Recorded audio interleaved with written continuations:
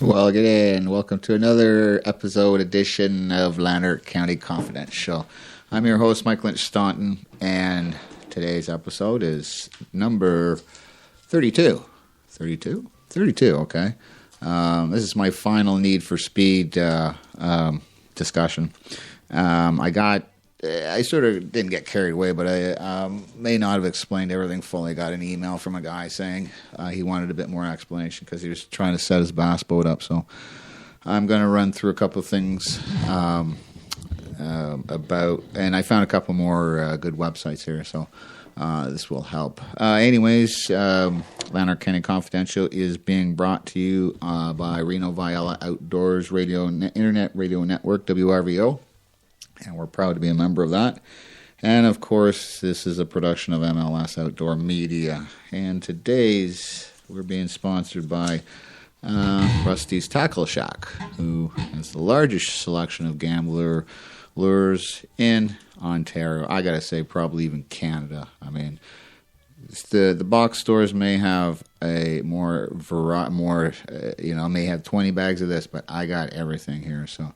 If you're looking for some gambler lures, I'm going to have a review on some stuff that they just came out with. They got a new burner worm and they got a swim jig, which is pretty cool. So if there are any jig fishermen out there, we just a lot of guys just pitch and flip, but swimming a jig is pretty awesome. So getting into today's show, I just wanted to go over a couple of things here. One of them is hopefully by now we understand the basics of a prop and what it does. It's basically a screw. It's your gear ratio it governs the gear ratio, or it governs the final gear ratio of your motor, and that will determine your full throttle RPM. Manufacturers already said, don't make it rev higher than this. And basically, that's what you want to get as close to, within 100 RPM. If you can get to it, if it says 5,800, get 5,800. If it says 6,000, get 6,000. If it says 57.5, get 57.5. That's the best thing I can tell you. Anyhow, let's go to this. And one of the things you're going to have to figure out, what we're in the setup. Let's see. Let's start here. Okay, I'm going to direct you to a couple of websites, and the first one is Bass Boat Central. Seeing as we're dealing with bass boats and setups for bass boats, go to Bass Boat Central under the heading of. Let's go back here again. Under the heading, the main webpage, up on the left-hand side, you hit boards. Okay, boards is going to take you to the lounge, and in the lounge area you want props. It's just I think so 10 topics down. It's actually under bass boat setup. So if you're looking for bass boat setups, go there, scroll through them. You're going to find it sooner or later. There's a lot of good stuff in there. It tells you how to measure the prop to the pad. What a chine walk it is, what it is, and what to do about it. I don't want to go through this stuff because, to me, it's better off if somebody's wanting to know how to get through a chine walk. I'd rather talk to them rather than make them read, or just show them type thing. But anyways, under bass boat setups is very, very helpful underneath that. If you're interested in it, go there. Okay, then underneath that is a props section. Under the props section, the first subsection there is on water prop slip application.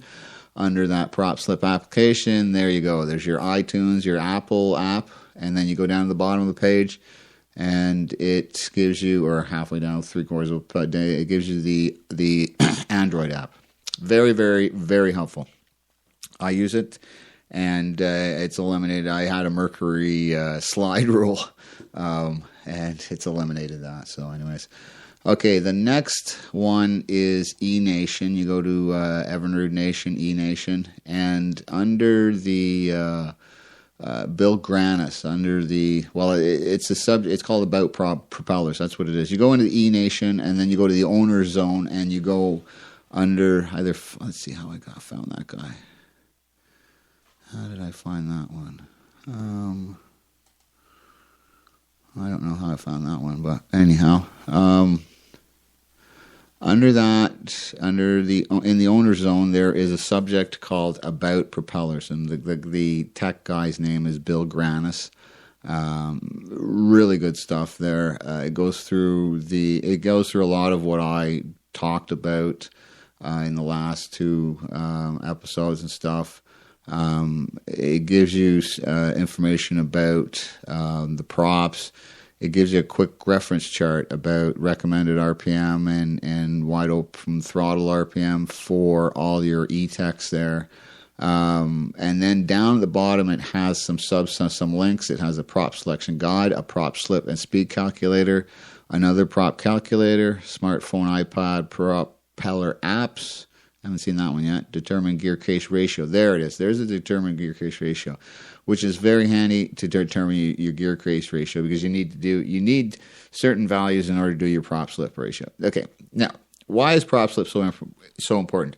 I mean, I'm getting my 5,800 RPM. So, why do I have to know whether, that's what they said. My 5,800 RPM, I got my 5,800 RPM. What more do I need?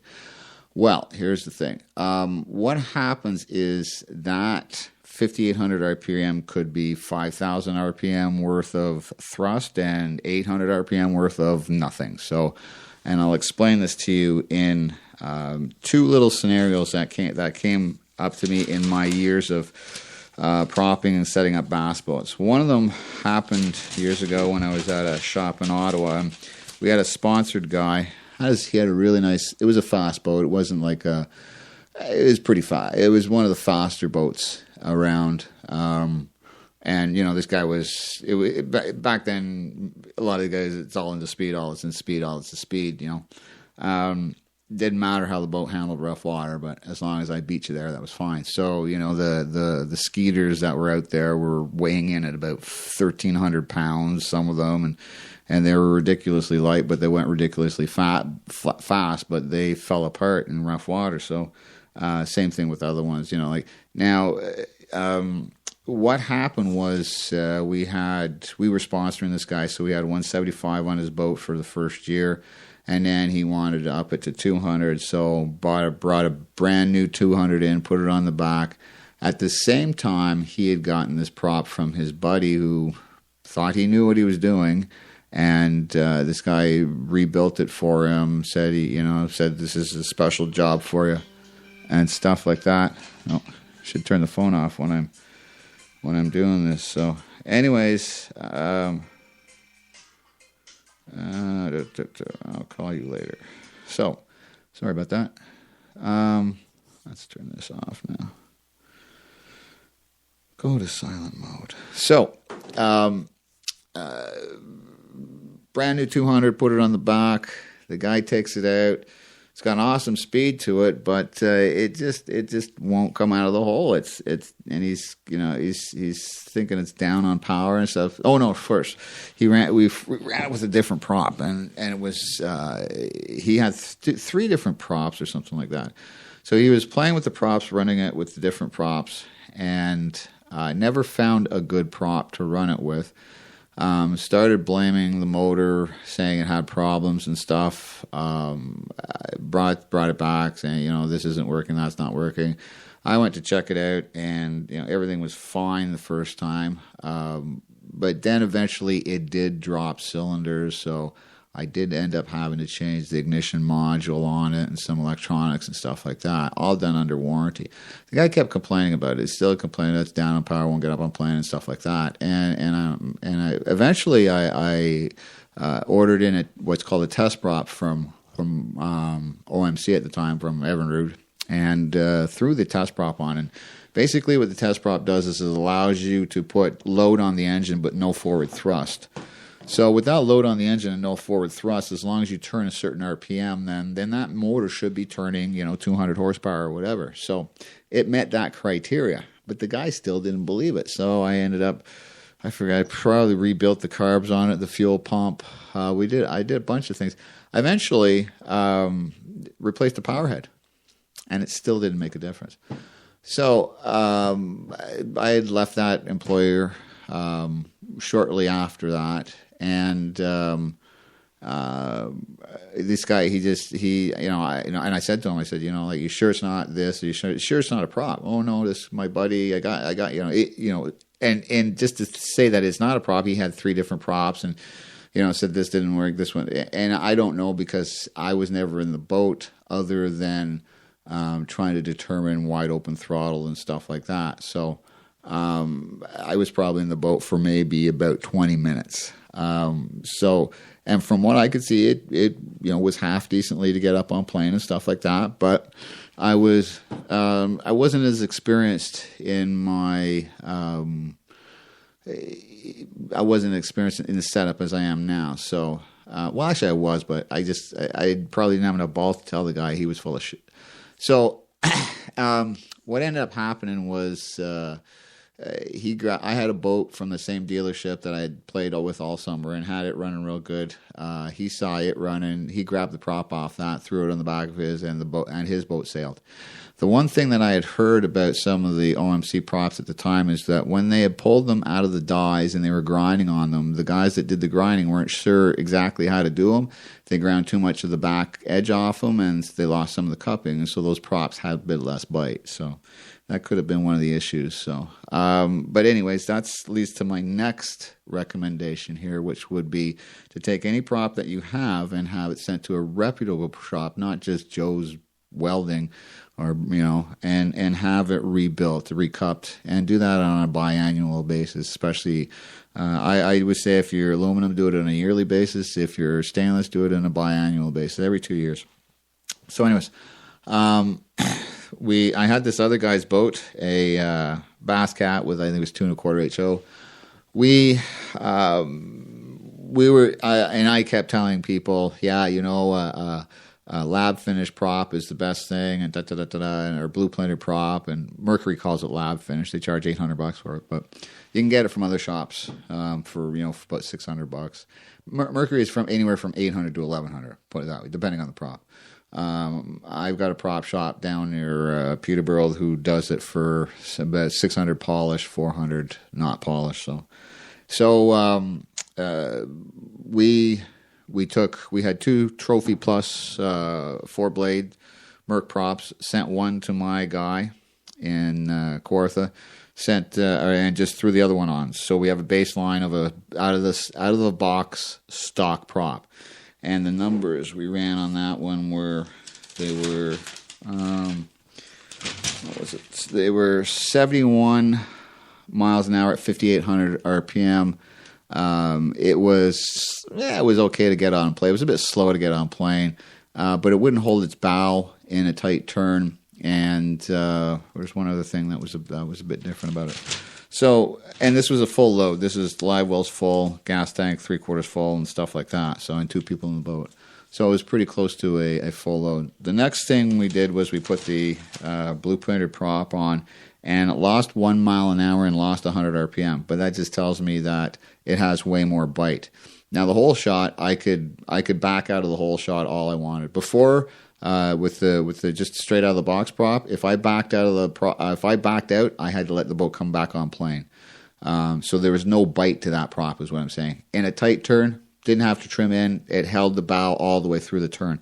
And that's what the customer wanted. He was surprised. Now it cost him $400 to have that done, but that's what you get from, even though they come out of the box, they are not 100% when they come out of the box, especially a stainless prop. So if you want to get that 1, 2, 3 miles an hour out of it, that's where you're going to get your best money for speed is out of your prop. Engine work is really, really expensive, but prop work isn't. So, and I know guys, $400, $500, $600. Yeah, but I mean, 2 or 3 miles an hour, just think of the kahunas you're going to have with those 2 or 3 miles an hour. So, where am I at this point? I am on eNation under props and Bill Granis. So, what I have is a Gambler Outlaw, 19 feet, and it's got a 20 horsepower. It's got 200 horsepower. Actually, it was considered a lemon motor. It was the guy that I was talking to earlier, who had the the bad prop. He had it on his boat and considered it a lemon. So I bought it in '04. It was a 2000. I bought it '04, and it's still running 10 years later. So I don't know how much of a lemon it was, but a lot of times it's not the motor that's the issue. It's the shop that's the issue, because the people in the shop just don't understand the technology. And I alluded to that on my last show. So you sort of got to watch it. Get to know your mechanic. Take him out for lunch.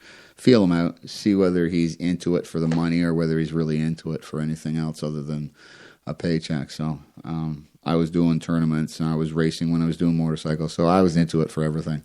I was a gearhead. That's what they considered me. I was a gearhead. No brains.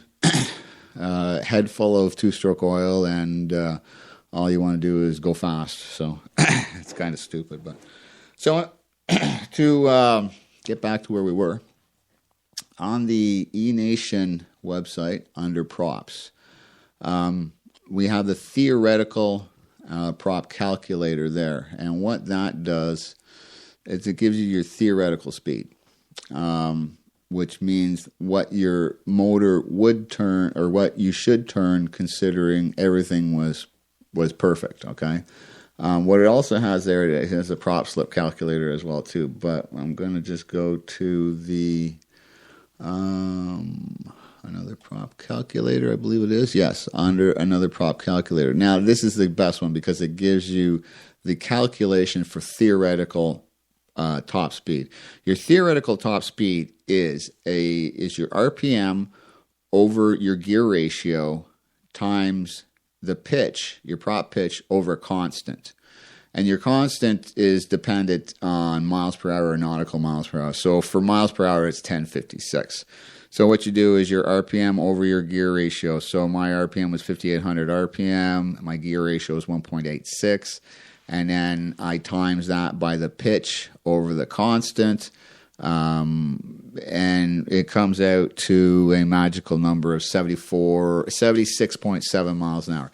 So my actual, and this is cool because it gives you everything. It gives you how to go through it, how to figure out your top mile an hour, how to figure out your prop slip on everything. So for the guys that are really into it, this is the one you want. So it's another prop calculator under that eNation headline or header or link, whatever. So if you guys are wondering your gear ratio, most Merc V6 gear cases are 1.75 and most Bombardiers are 1.86. So and you put 5,800 RPM in here. And then I put my gear ratio of 1.86, and my pitch is 26, and my speed was 74.7.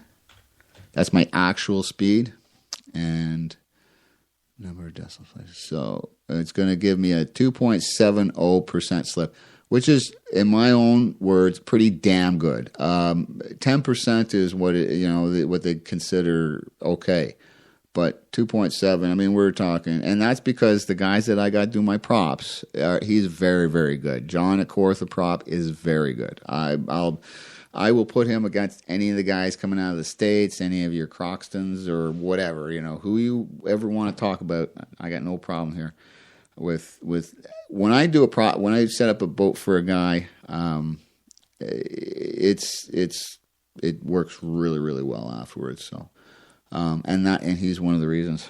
I'm not trying to blow smoke up his ass, but he's helped me out over the years. I've gained a lot of experience about props, and he's taught me a lot about it and a lot how to set up the boat. So, where are we time wise? Okay, we got 5 minutes to go. I went out fishing. Let's see when we finish with that. One thing I want to say is when you're propping a boat, be cognizant of two things.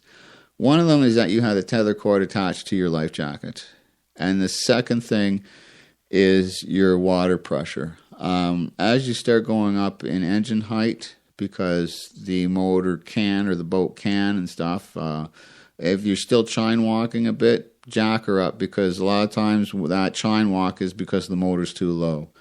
So I start moving them up until I start dropping water pressure or the steering torque is unbearable. So basically what I'll do is I'll just jack them up till my speed increases, or my speed won't increase anymore, or my speed starts to decrease, or my water pressure goes down, one of the three.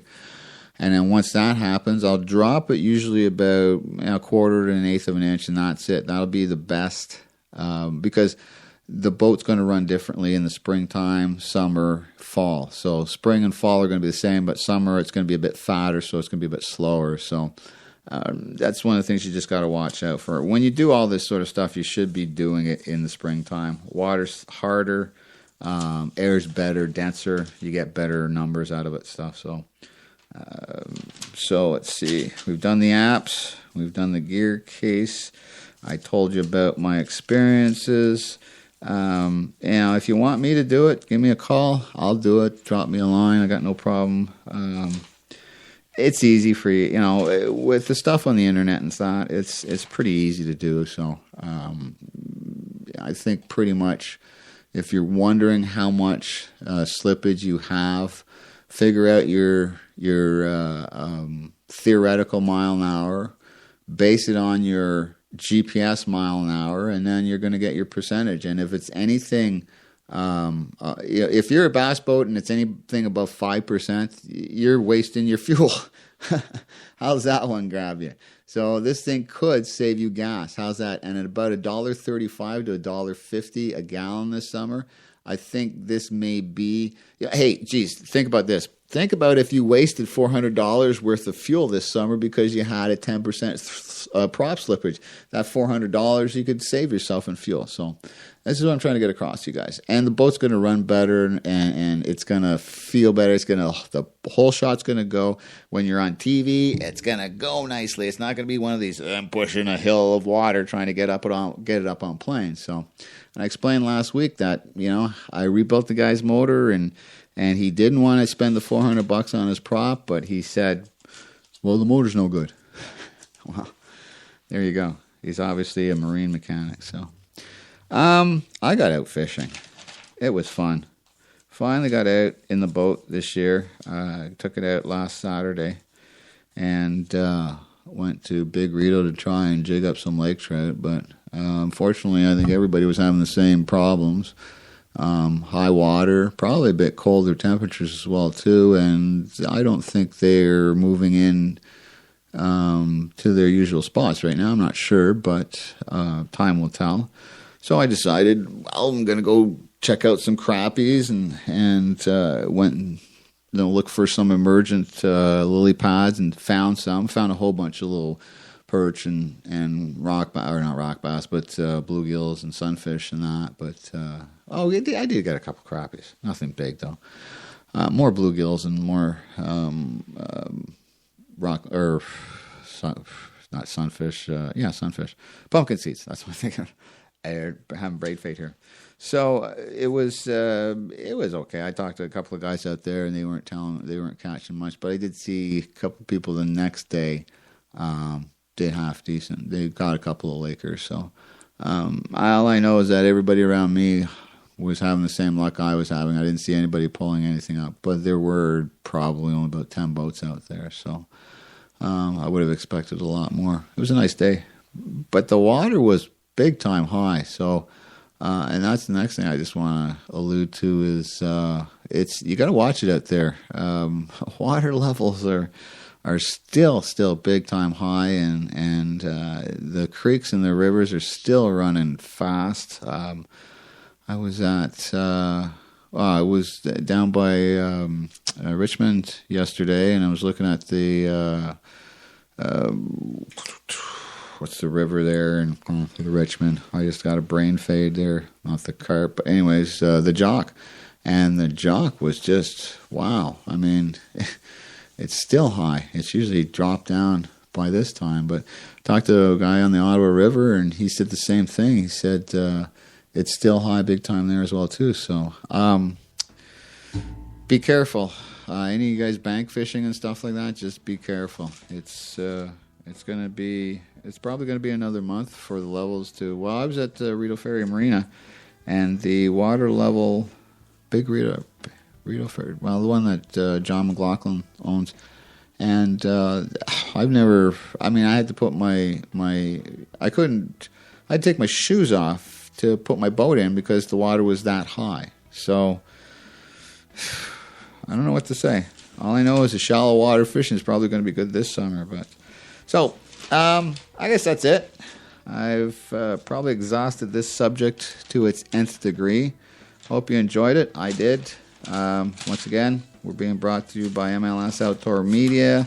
Lanark County Confidential is on the WRVO radio network for Reno Viola Outdoors, and I'll see you later. Bye.